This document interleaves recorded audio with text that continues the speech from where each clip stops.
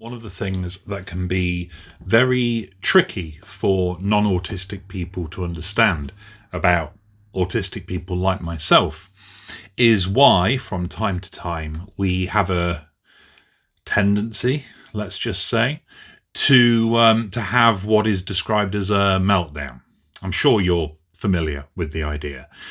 The idea of an autistic person, the way that it's normally described, especially by the medical profession, is that we are aggressive, maybe violent. It makes us sound like monsters. Many official medical, social care descriptions, education as well, descriptions of meltdown really do seem to have a bit of an agenda going on, and they seem to work quite hard to try to portray autistic young people in many cases, as being incredibly difficult to understand, incredibly difficult to control, dangerous, the kind of people you wouldn't want to spend time around. And wow, like, whoa, come on. That's a bit harsh, isn't it? Think about the last time, and this is particularly relevant if you yourself are not autistic. Think about the last time you had a really bad day, a really bad one, where everything that stresses you out happened in that day, over and over, and eventually you just snapped, just went. It's probably a reasonably familiar concept. It might not have happened to you for a long time, but I think most people can relate to the idea of hitting their limit and just erupting in anger, frustration, despair, sadness, all kinds of, very mixed negative emotions, all, chaotically sloughing and swirling around. And at that point, of course, you might not care what you do. You might not be in full control. You start to, maybe you throw something, or you stamp your feet, or you swear a lot, or you feel yourself getting hotter and hotter. You start to sweat. That's not something that is unique to autistic people. The concept of meltdown is not unique to us as autistic individuals. Sure, we get them a lot. And in this video, I will try to explain why that is. But at the fundamental level, it's human nature. When you hit your limit of what you can cope with, human beings have a tendency to snap. It's a very famous trope. It's a very famous thing that happens. But imagine for a moment if, in that one moment that you did snap, you'd had this terrible day and you did snap, at that very moment, some people came in. Official people in white coats, people with clipboards, and analysed your behaviour as you snapped, like as you started to erupt, and they're jotting it all down. They're noting every little thing that you do. And then, when you eventually calm down and the meltdown passes because, time's passed and you've got back on a level, they present their findings to you and say to you, you are broken. Look at all these terrible things that you did. I can't believe you did these things. You're a dangerous person to be around. I would imagine you probably wouldn't feel that was particularly fair. You have been scrutinised at your very lowest, in a very human low. You are really struggling, quite rightly, let's say, something really bad has happened. But at that point, somebody external is scrutinising you and making judgments on you and your character, your very personality, your very being. And they are saying, you are bad, you are wrong, you are broken. If you are able to imagine that scenario, you've just imagined how autistic people feel. Generally speaking. That is how we tend to be treated. We are often pushed into meltdown, and then our behaviour during meltdown is studied and analysed and scrutinised and it's presented to us as evidence of our failing, of our failure. And I mean this on both an individual level, but also on a systemic level. This does indeed happen to individual people, children, especially at school, as you can imagine. It's a very common thing that happens in schools, where autistic children are judged by their behaviour during meltdown. But also systemically, just across the board, autism as a concept is viewed in this way. We tend, I think, if we try to imagine an autistic person, especially if you've got no contact with autistic people, you don't really spend any time with them, we're probably quite liable to imagine an autistic person in meltdown. That's what we're presented with in the media. That's what we're told about, generally.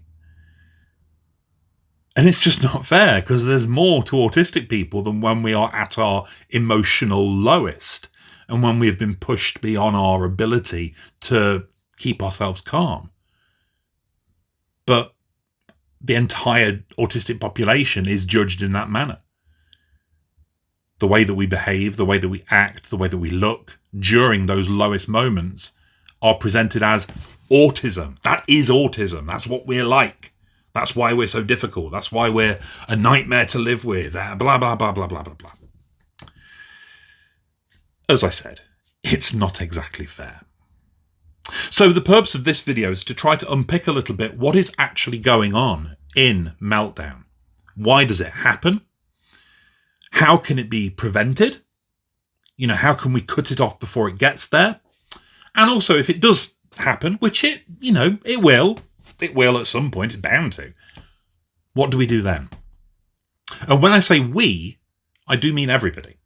So I mean the individual having the meltdown, although, full disclosure, I'm not going to be expecting much of them because they're the victims here. They're the ones who are suffering. I'm not going to expect them to do that much. They need to be cared for and supported. But the person having meltdown is part of this. Their immediate surroundings, their family and friends who are with them, around them when they have the meltdown, what should they do?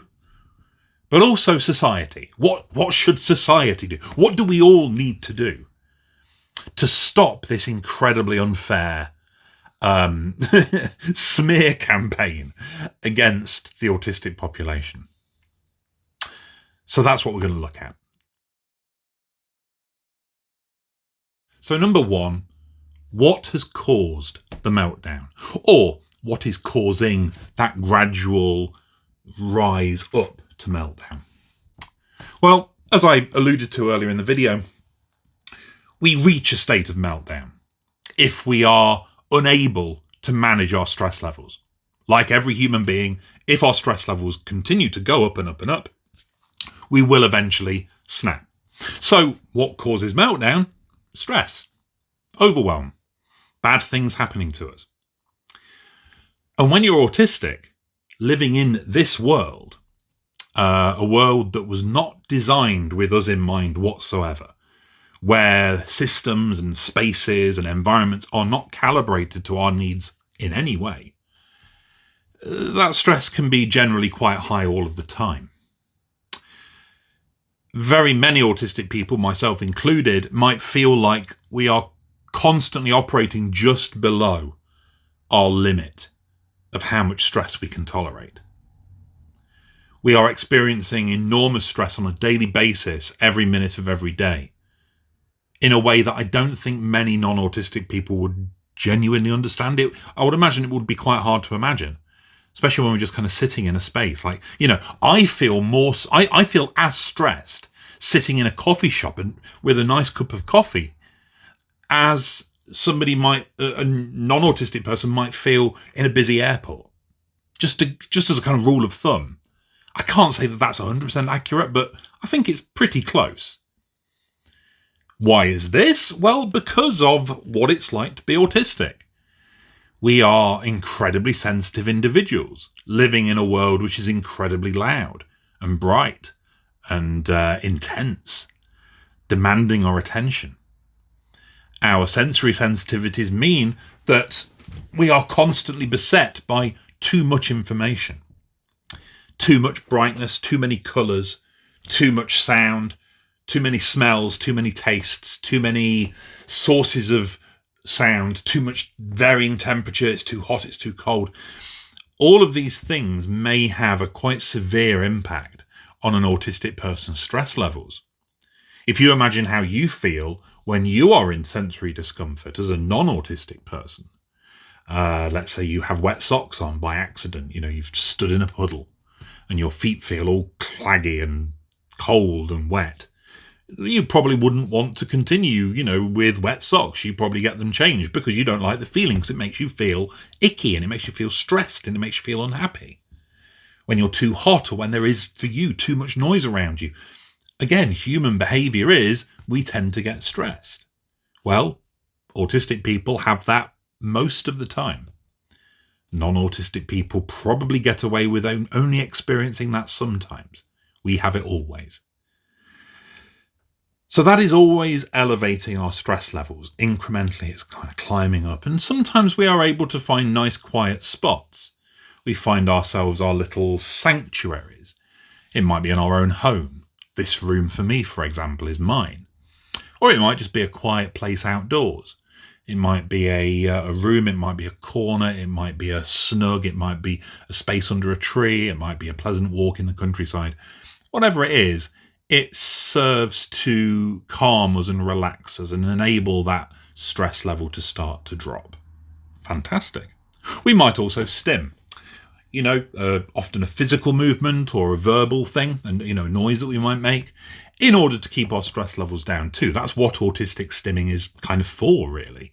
It also has other purposes. It's kind of, it can be to do with joy and happiness, but often it's to, keep ourselves on the level and to keep us calm. We have our special interests too. I will very often, when I'm stressed, think about my favourite things in the world, Lego and trains and all those stereotypical things that I like. These things keep us calm. They stop us from going into meltdown, ideally anyway, so long as we're able to access them. But of course, we're not always able to access them. We're not always able to change our sensory surroundings. We're not always able to escape our sensory surroundings, especially if we're children. Children don't have a huge amount of autonomy. Children don't get to just decide to stand up and walk out of their classroom because it's too hot. They might need to. They might really, really need to, but usually in most schools that would be frowned upon and that child would end up in trouble. The same, quite frankly, in the workplace. Just, leaving a meeting. Or deciding you can't wear the uniform anymore because it's too scratchy and too hot if you work in a fast food place, and you have to wear the uniform. There are all kinds of ways that autistic people might not be able to exercise their autonomy to keep themselves comfortable. Stress level starts to go up. And it won't come down. Sometimes we're not allowed to access our special interests. When we're at work or when we're at school, for example. Sometimes we're not allowed to stim. Or if we do stim, we get kind of extra stress from people around us behaving like we're doing something really weird and terrible somehow. We're shamed and embarrassed by our own need to calm ourselves down. So it stands to reason that very often autistic people will find themselves unable, not allowed even, to regulate ourselves. And we will start to spiral. Without any of that excess stress being burnt off or reduced, all that can happen is the stress levels will continue to rise.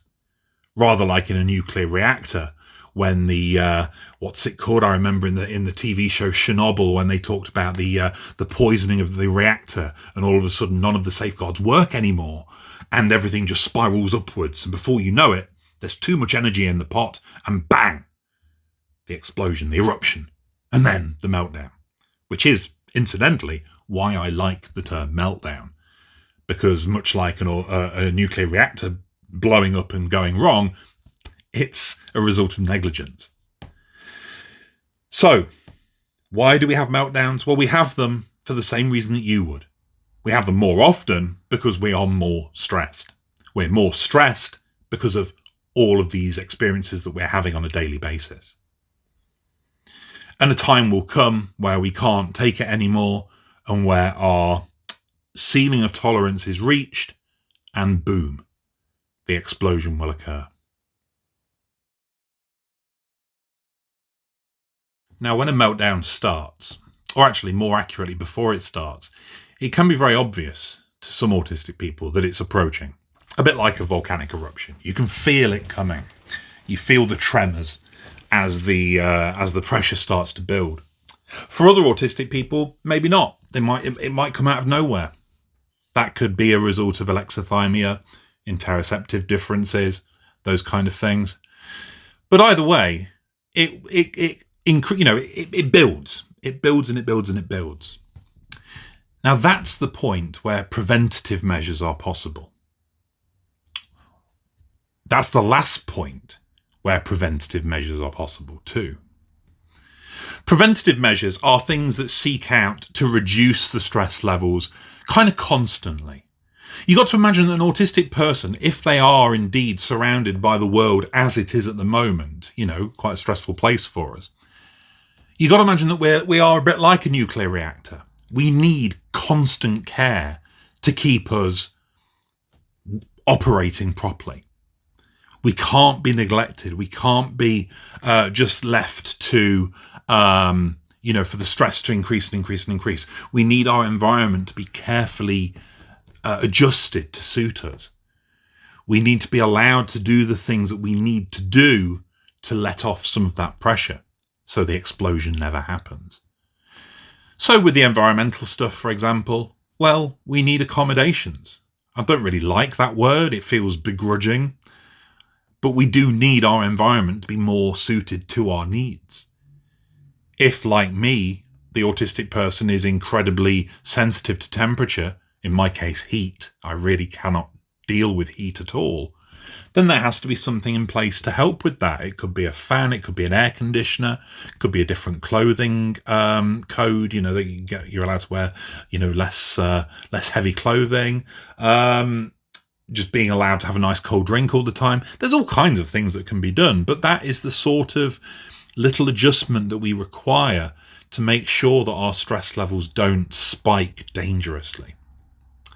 Similarly, with our other sources of stress, things like, for example, our monotropic attention and the fact that we need more time to switch from task to task. And if you expect us to switch immediately, our stress levels will shoot up again. Well, preventative, give us time. Give us space. Treat task switching with an autistic person like a junction on the motorway. Lots of warning, lots of big signs saying, hey, the junction's coming up. Big alerts, huge big signs, so that the autistic person knows in advance that switch, that shift in direction, that new task, that new focus is coming up. Build that into your day and into your workings with an autistic person, a child, co-worker, colleague, employee, whatever. And that will again start to lower stress. We're not being expected to do something that we literally can't do. Our stress levels will therefore naturally decrease.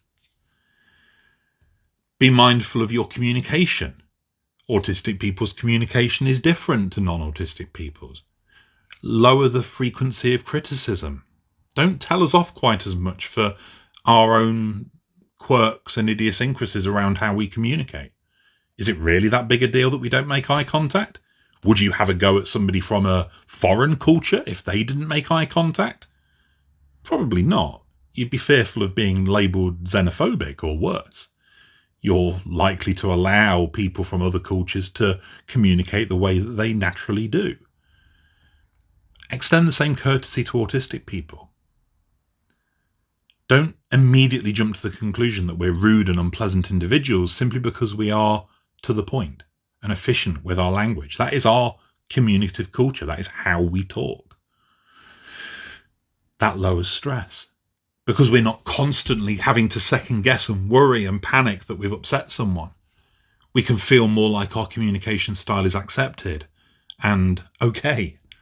That would lower my stress levels so much. Like just almost, permanently, like, because I worry about it every minute of the day. If that wasn't a thing anymore, if I didn't have to worry about that, my stress levels generally would drop significantly. Therefore, my likelihood of meltdown would drop similarly. That would be brilliant. I would love that. Preventative measures to avoid meltdowns are really quite straightforward. You just need to know what autism is. And you need to know what this individual autistic person needs. Because, of course, we're all very different. But if you know about monotropism, if you know about sensory sensitivity and communication differences, then you're well placed to make some really quite straightforward adjustments when dealing with that individual. Eventually, you probably won't even notice you're doing it. It will be second nature. Certainly doesn't cost anything.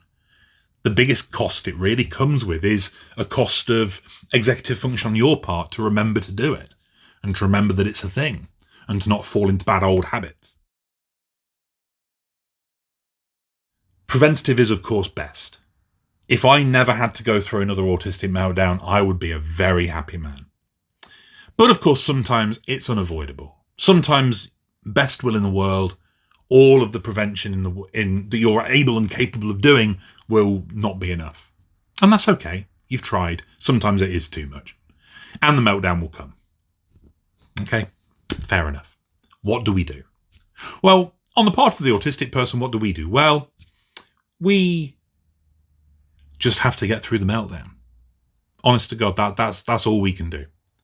A meltdown is, for an autistic person, because it's so intense and so extreme, a meltdown feels incredibly involuntary. It's actually beginning to be looked at in the same way as epilepsy, in terms of it being uncontrolled and almost like the body is just going into a sort of autopilot, bypassing the brain and just doing its thing. And I think that's important because too often people assign agency to meltdowns. Oh, it's just a tantrum, they say. They're just trying to get what they want. Not really. By this point, that's too late. We're not trying to get anything anymore, apart from the hell out of here, By that point, if we're in meltdown, that is way too late. All we're going to do now is deal with the consequences of having a meltdown. They are uncontrolled, they are involuntary, they are horrible, they are painful, they are exhausting, they are embarrassing. We are made to feel shamed for them. They are something that we tend to remember for a very long time. They are traumatizing. They are bad. They are bad. They are really, really bad events. So when you're autistic, all you can do is just try to ride it out. Like being caught in a storm in the outdoors. You just got to try and ride it out. No point trying to get anywhere. You're just going to end up being struck by lightning. Just hunker down, grit your teeth and get through it. That's all we can do. What can our immediate surroundings do? Well, the best thing to do, of course, is to remember that meltdowns are caused by input. Meltdowns are caused by an excess of input most of the time. Too much sensory information, too many demands, too many people talking, too many people asking questions, too many people criticizing, too many sources of information at any one time, too many everything. So you have to resist your natural urge to add to that input. Your natural impulse might be, if they're your child, for example, to get close, to hold them, to reassure them over and over, it's okay, it's okay, it's okay, it's okay. But that's all more input. It's all quite intense input too. Physical touch, closeness, repeated sounds and repeated words.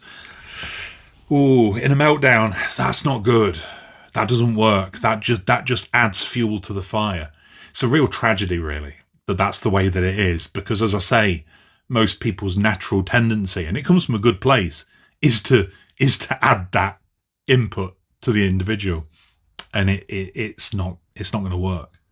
So you have to really resist those urges to do what comes naturally, and I think that's one reason why people do really struggle with this. Because what we need is a cessation of input. We need a calm,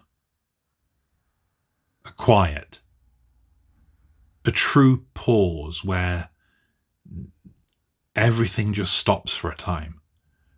This won't magically shake us from our meltdown. Once you're in meltdown, you have to sort of just go through it. You're just going to have to, it's like, being sick. You can't start being sick and then stop yourself right at the last minute. Once you've committed, or once it's started, that's it. You're just going to have to ride it out. It's like that. But what it can do is shorten the episode considerably to what you would almost say to its natural length, which I guess would be the amount of time that a meltdown takes to be overcome if you are just left to it and left to calm down in your own way. That's what we need. So I, for example, need to be left totally alone, but I also do need to be reassured very gently and not too insistently that everything is okay. I personally do need that. I need to be reminded that I won't be judged on this unless something really bad has happened, or that it's all going to be okay and that it's understood why I snapped. But I only need somebody to say that once. I don't need them to keep repeating it or to expect a response from me, because I can't give a response, not in a meltdown. People that expect people in meltdown to talk back, to respond logically and rationally, oh, no, that ain't going to happen. Step back, be there, but not intrusive. Be reassuring, but not overwhelming. Be kind and compassionate and considerate, and just help from a distance. Be a soothing figure near them, not on them. And that can help a great deal. In terms of aftercare, autistic people, we need a lot. Everyone does after a meltdown. We all need to be, told it is going to be okay and that everything's fine. It's just that because meltdowns are relatively rare in non-autistic people, I think most people kind of view them as being, in that case, as being kind of fair. Like, well, they never do this. Things must be really bad for them. Oh my goodness, you poor thing. You must be going through hell at the moment. I'm so sorry. And there's a lot of sympathy to be gained there. People have got a lot of empathy to draw on when a neurotypical person has a very rare meltdown. But if as an autistic person you're melting down all the time, something called empathy fatigue or compassion fatigue sets in. And the people around them just start to get fed up of it. Oh, here we go again. Doesn't matter how much you try to stay, compassionate and positive. Eventually it will get to you. And the horrible irony behind this is that that's happening because we're being constantly pushed into meltdown. We've got to stop that. Stop pushing us into meltdown. Do the preventative stuff so that we're not having meltdowns. And then our meltdowns will become rarer, less frequent, and then you probably will be able to maintain some compassion for us. But in the change of a period where you're starting to try to get this right, it's going to be difficult because you're going to still be probably getting a lot of meltdowns, and you're going to have to really try to dig deep to find that empathy, to understand they're not doing it to upset you and they really are hurting, terribly hurting. And give aftercare. Be there for them. Reassure them that there's nothing to be ashamed of, that you don't judge them as a person any more harshly than you did before, that you will help them rest and recuperate. Many autistic people can have considerable after effects, pain, headaches, inability to sleep, just the need to really just relax and try and be as calm and quiet as possible. Provide that space. Be that person that can do that. Ultimately, meltdowns are never going to disappear. Human beings will always have them when things get too rough. What autistic people need is for the world to understand why we have more of them, why we carry around more stress, and why we need help with that. We need people to step up a little, take some responsibility, find ways to help alleviate our stress, and if it does happen, give us a real bit of genuine emotional support during and afterwards. And that's it, really. There is more to say, but I didn't want this video to be too long. I think it's already going to be at least half an hour as it is. But I hope it was useful. If it was, do let me know. I do a lot of videos like this all the time, so as much as I hate to say it, because I don't want to sound like one of those YouTubers, even though I kind of am, like and subscribe. It genuinely does help, just to get my stuff out there so that this information reaches more people. There are a lot of people, I think, that do need this information. Autistic people themselves and people that work and live with autistic people, they need to know this stuff. So I would be grateful for anyone who's willing to share or subscribe or to like my stuff. So thank you very much. I'll do another video another time when I have the energy, and see you again soon.